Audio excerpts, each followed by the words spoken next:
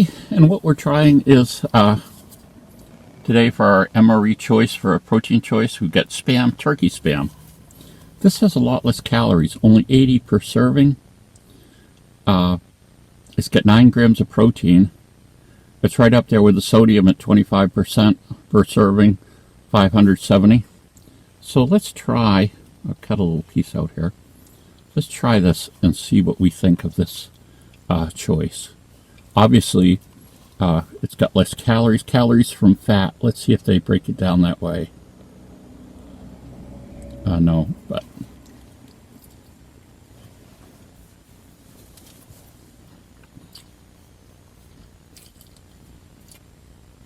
good. Still plenty of salt in it. Tastes like milder Spam. I mean, you don't have the pork taste, but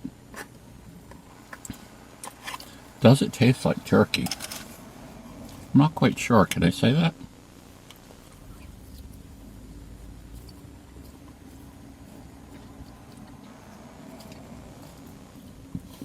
Tastes good. Of course, it's fully cooked. Hot or cold, bake, microwave, or fry.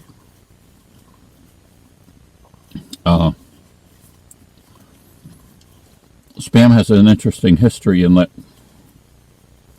I don't know if it actually started out as a ration food for servicemen or not. There seems to be some controversy about that.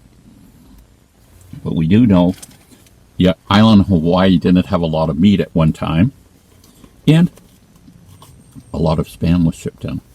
Spam became a favorite of the local people, and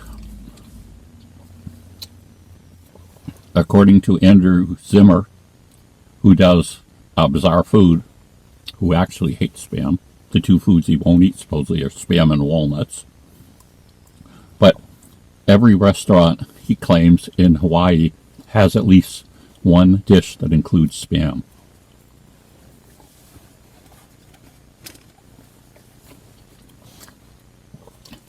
But this certainly would be an alternative for people who don't want to eat pork. According to this, it's turkey broth, salt, modified potato starch, sugar, sodium phosphate, dextrose, and sodium nitrate. And there's very little of the, you know how you usually equate there being some gel in this? There isn't that much anymore. In the regular Spam either that I've checked, and definitely not in the turkey Spam. So there we go. Another protein choice for protein on the road in an MRE, perhaps. Bye.